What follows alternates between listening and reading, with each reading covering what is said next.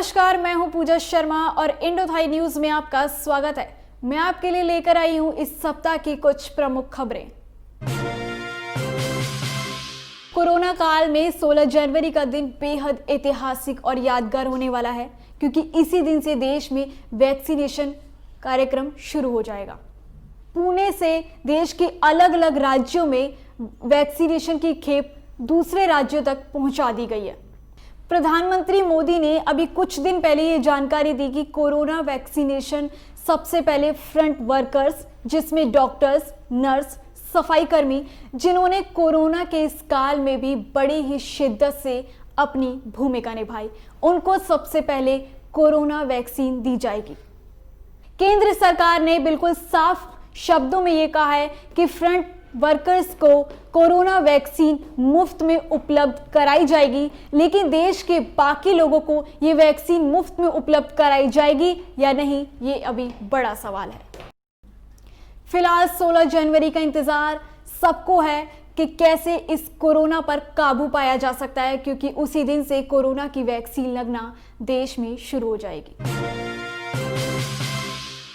Corona काल के इस दौर में बर्ड फ्लू ने भी अपने पैर पसारने शुरू कर दिए हैं और देश के कई राज्यों में बर्ड फ्लू के फैलने की पुष्टि भी हो चुकी है। जगह जगह पक्षियों के मरने की संख्या बढ़ती जा रही है।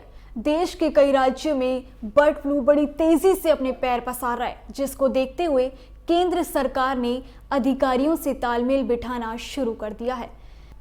हॉटस्पॉट की निगरानी बड़ी तेजी से की जा रही है। डेयरी विभाग की हॉटस्पॉट निगरानी संचार पर बड़ा ध्यान दिया जा रहा है कि बर्ड फ्लू को जल्द से जल्द रोका जा सके, ज्यादा से ज्यादा पक्षियों को बचाया जा सके।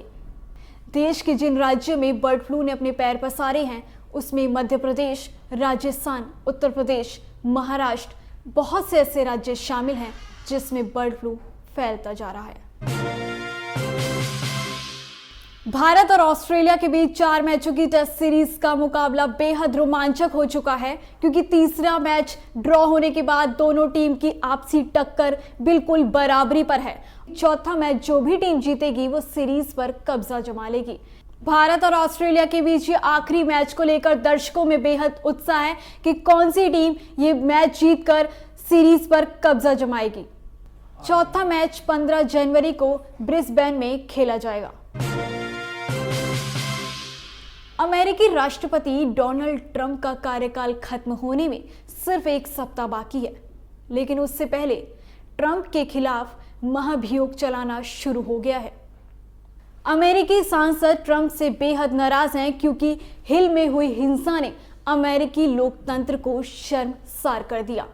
एक संसद के बाहर इतनी हिंसा की जो तस्वीरें पूरी दुनिया ने देखी, उससे अमेरिकी लोकतंत्र शर्मसार हो गया है।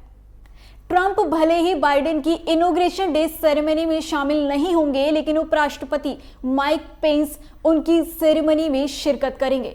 बाइडेन ने भी ट्वीट करके ये इशारा कर दिया है कि वो भी बहुत खुश हैं कि ट्रंप उनकी सेरेमनी में शामिल ना हो। और हम आपको बता दें, इनॉग्रेशन डे सेरेमनी यानी कि शपथ ग्रहण समारोह 20 जनवरी को होने वाला है। इतनी सर्दी में, इस कड़कड़ाती ठंड में भी किसान दिल्ली की सीमाओं पर पिछले 50 दिनों से डटे हुए हैं। सरकार से लगातार कृषि कानूनों को वापस लेने की मांग कर रहे हैं। किसानों की सिर्फ यही मांग है कि सरकार किसी भी हाल में इन कानूनों को वापस ले। सरकार से इतनी मीटिंग के बाद भी कोई हल निकल कर सामने नहीं आया है। लोहड़ी के इस अवसर पर किसानों ने आग में कानूनों की कॉपियां जलाई और सरकार से यही मांग की कि इसी तरह आंदोलन चलता रहेगा जब तक सरकार उनकी मांगों को नहीं मानती।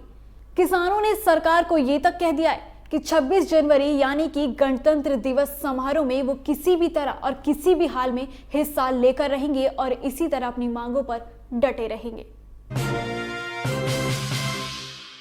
इतने ड्रामे के बाद आखिरकार साइना नेहवाल, उनके पति पी कश्यप और एचएस प्रणॉय को थाईलैंड ओपन सुपर 1000 में खेलने की इजाजत मिल गई है। जी हाँ, इससे पहले साइना नेहवाल की कोरोना रिपोर्ट पॉजिटिव आने के बाद उनको उनके पति पी कश्यप और प्रणॉय को खेलने की इजाजत नहीं दी गई थी। जिसके बाद साइना नेहवाल के पति पी कश्यप को भी होटल में आइसोलेट कर दिया गया था, लेकिन अब बैडमिंटन वर्ल्ड फेडरेशन ने खेलने की इजाजत दे दी है। तो ये थी इस सप्ताह की कुछ बड़ी खबरें। इसी तरह की बड़ी खबरों के लिए जुड़े रहिए इंडो थाई न्यूज के साथ।